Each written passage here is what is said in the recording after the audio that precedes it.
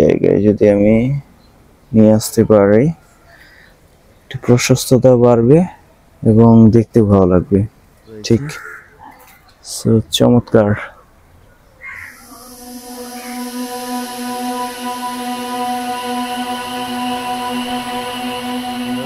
গাছটির আপডেট নিয়ে আসলাম।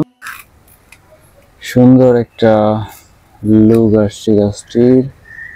এখন ব্রাঞ্চগুলি মোটামুটি আগের তুলনায় অনেক সুন্দর একটা পজিশনে চলে আসছে। এখন আমাকে যে কাজটি করতে হবে সেটি হচ্ছে প্রুনিং করাটা এখন খুবই বেশি জরুরি হয়ে পড়েনি। যদিও কিছু ব্রাঞ্চ অর্থাৎ কিছু পাতা আমাকে এখান থেকে স্যাক্রিফাইস করতে হবে, কারণ ভিতরের কিছু ব্রাঞ্চগুলো অন্যান্য পাতার কারণে রোদ পাচ্ছে না, যাতে করে এই ডালগুলি সঠিক পজিশনটা ক্রিয়েট করতে পারছে না। যদিও এটি একটি চলমান প্রক্রিয়া। আপনাদের যদি এই বট গাছের কোনো অনুসারী থেকে থাকে তাহলে অবশ্যই আপনারা একটু বেশি কেয়ারফুল হবেন। এই জন্যই যে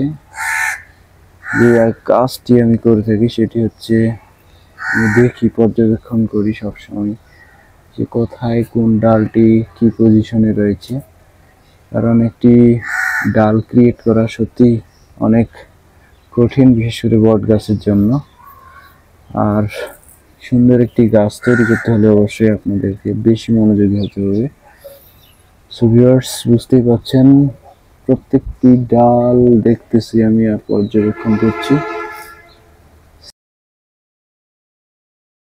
যে এইখানকার এই ডালটি অবশ্যই অনেক বেশি আনহেলদি হয়ে পড়ছে, কারণ এটি রোদ পাচ্ছে না পর্যাপ্ত।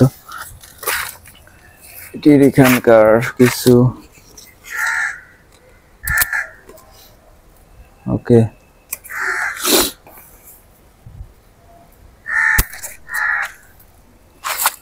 সবকিছু মিলেই একটি চমৎকার লুক আসছে।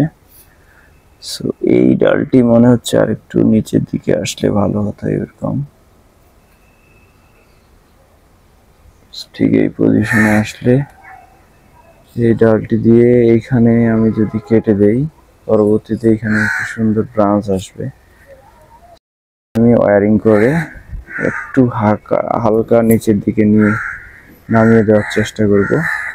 গাছটির এইদিকে একটা প্রশস্ততা বাড়বে এবং দেখতেও ভালো লাগবে, মনে হচ্ছে তাই।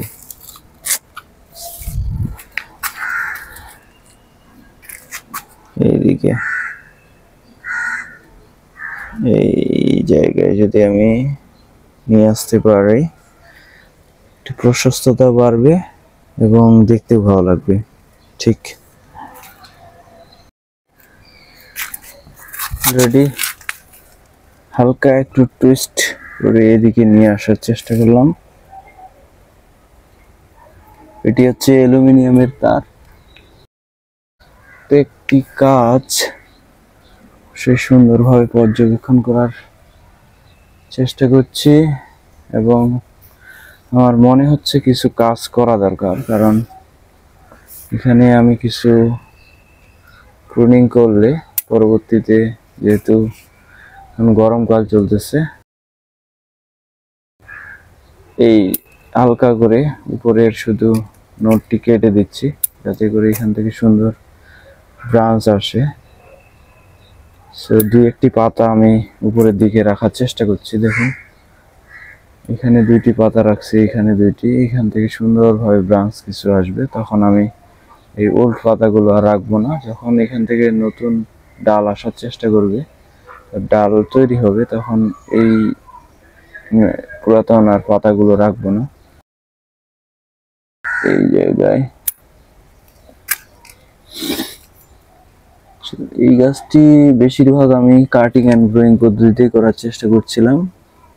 জাস্ট অনেক দিন পর এই জায়গায় আমি একটা ওয়্যার ইউজ করলাম, যদিও খুব বেশি ওয়্যারের ব্যবহার করিনি। এই পাতাটির কারণে এই যে নিচের ডালগুলো খাবার পাচ্ছিল না, অর্থাৎ খুব ভালো একটা পজিশনে ছিল না। যখন আমি এই ডালটি স্যাক্রিফাইস করলাম, ফলে দেখুন জায়গাটা একদম ফাঁকা হয়ে গেল। মোটামুটি এভাবেই আপনার প্রত্যেকটি ডালকে আমি তৈরি করে নেওয়ার চেষ্টা করছি। এখন যে কাজটি আমাকে খুব বেশি করা দরকার সেটি হচ্ছে যত্ন নেওয়া। গরমকাল সামনে, বর্ষা আসছে, এই বর্ষার সময় আমাকে তাতে এই গরম সময়টাকে এটির তৈরি করার একটা মোক্ষম সময়।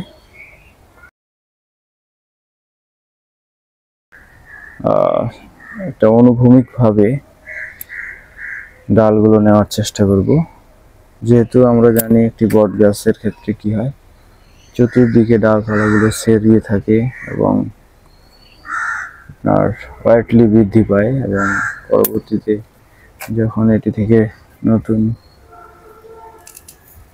আপনার শিকড় আসবে আরো বেশি ফ্যান্টাস্টিক লাগবে। যদিও এই ভ্যারাইটিতে শিকড় আসার পসিবিলিটি খুবই কম, আসলেও খুবই কম আসে। আমি তারপরও চেষ্টা করছি একটি বেনিয়ান স্টাইলে গাছটিকে তৈরি করা। এটি হচ্ছে ন্যাচারাল স্টাইল। এইটার পাতাটির কারণে মোটামুটি প্রায় অনেক কাজই হয়ে গেল। এইখানে এই জায়গায় কেটে দিতে হবে, যাতে করে এইখান থেকে কিছু গাছ আসে এই গ্যাপটিকে ফিল আপ করবে। আর এই অ্যাপেক্সের কাজটি আমাকে এখনই করতে হচ্ছে। আমি যেহেতু এইদিকে চলে যাচ্ছে ডালটি, সো আমাকে এইদিকে নিয়ে আসার জন্য এইখানে কেটে দিতে হবে। এখানে একটা ব্রাঞ্চ আসবে, এখানে একটা ব্রাঞ্চ, এদিকে একটা যাবে, এদিকে একটা।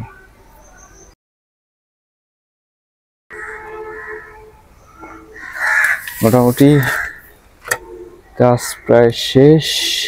এই ডালটি এখানে কেটে, ওকে,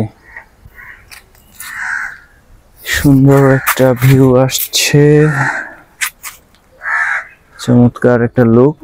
সবকিছু মিলেই একটা বেনিয়ান স্টাইল, ছাতার মতো, আমব্রেলা স্টাইলের মতো রয়েছে, চমৎকার।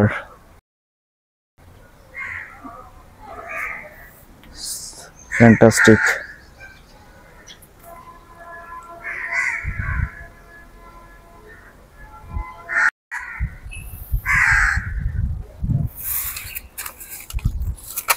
তেমন কোনো আর কাজ প্রয়োজন নেই, জাস্ট প্রুনিং করার পর এই অবস্থায় রয়েছে গাছটি। দেখুন এমন একটা ফ্যান্টাস্টিক লেভেলে এখন প্রত্যেকটি ডালের বিন্যাস একদম ন্যাচারাল, হেভি একটা লুক, হেভি। এখন আমি এটাকে হালকা পানি দিতে হবে, উপরে পানি দিয়ে গাছটিকে ধুয়ে দিই পাতাগুলো।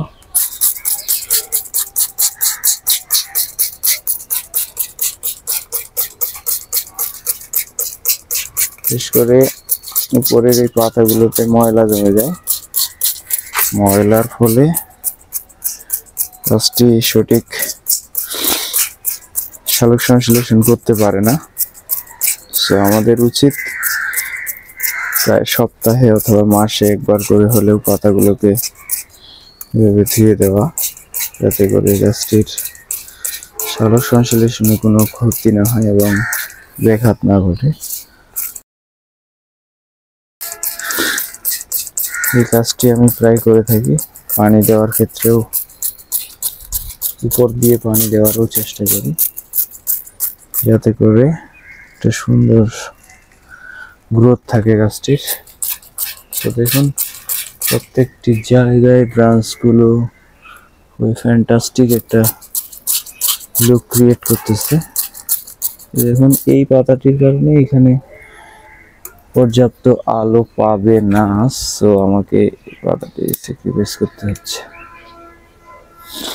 এখন মোটামুটি একটা সুন্দর লুক আসছে বলে আমার বিশ্বাস। ভিউয়ার্স, আজ এই পর্যন্তই। আবার দেখা হবে পরবর্তী ভিডিওতে নতুন কোনো কাজ নিয়ে। ভালো থাকবেন, সুস্থ থাকবেন। আবারও আট বাংলা বংশ ইউটিউব চ্যানেল পক্ষ থেকে অভিনন্দন এবং শুভেচ্ছা।